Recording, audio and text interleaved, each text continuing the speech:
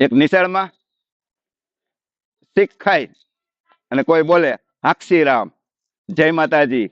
એટલે સાહેબ એક દી કેવા લાગ્યા કે આવું નહીં બોલવાનું બધાને, જય બોલો ને તો એમ કહેવાનું, મારું નામ લઈને કહેવાનું, સાહેબ ઘણું જીવો, સાહેબ ઘણું જીવો, ઉત્સાહ બધાને હાથ કરી દેવાનું.